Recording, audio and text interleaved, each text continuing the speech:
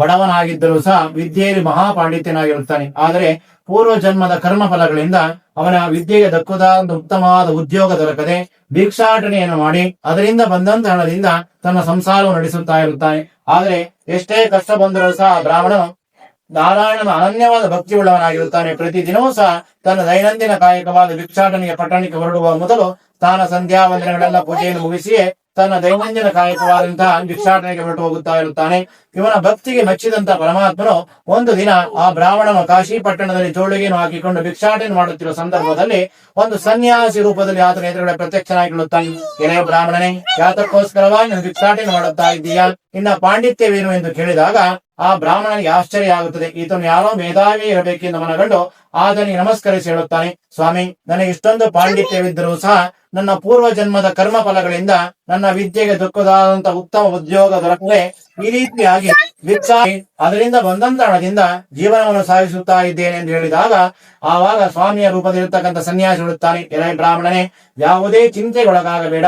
ಲಕ್ಷ್ಮೀ ಸಹಿತವಾದ ಸತ್ಯನಾರಾಯಣ ಸ್ವಾಮಿ ಎಂಬ ರೂಪದ ವ್ರತವಿದೆ. ಆ ವ್ರತದ ಉಪದೇಶವನ್ನು ನನಗೆ ನೀಡುತ್ತೇನೆ.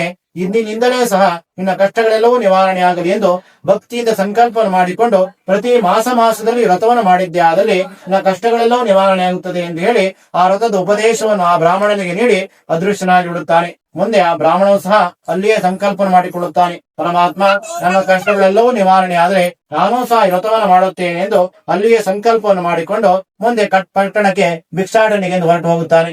ಈ ರೀತಿಯಾಗಿ ಆ ಬ್ರಾಹ್ಮಣನಿಗೆ ದಿನ ಕಳೆದಂತೆ ಒಂದು ಭಿಕ್ಷಾಟನೆಯಲ್ಲಿ ಉತ್ತಮವಾದ ಲಾಭ ಬರುವುದಕ್ಕೆ ಶುರುವಾಗುತ್ತದೆ.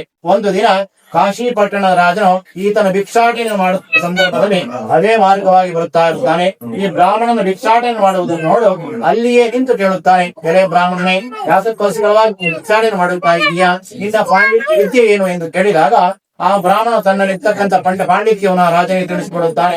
ಇದರಿಂದ ಇವನ ಪಾಂಡಿತ್ಯವನ್ನು ನೋಡಿದಂತ ರಾಜನಿಗೆ ಬಹಳ ಆಶ್ಚರ್ಯವಾಗುತ್ತದೆ. ಇಷ್ಟೊಂದು ಪಾಂಡಿತ್ಯವಿದ್ದರೂ ಸಹ ಯಾತಕ್ಕೋಸ್ಕರವಾಗಿ ನೀನು ಭಿಕ್ಷಾಟನೆ ಮಾಡುತ್ತಾ ಇದ್ದೀಯ ಎಂದು ಹೇಳಿ ಅವನ ವಿದ್ಯೆಗೆ ದಕ್ಕುದಾದಂತ ಉತ್ತಮವಾದ ಉದ್ಯೋಗವನ್ನು ಅವನ ಆಸ್ಥಾನದಲ್ಲಿ ನೀಡುತ್ತಾನೆ.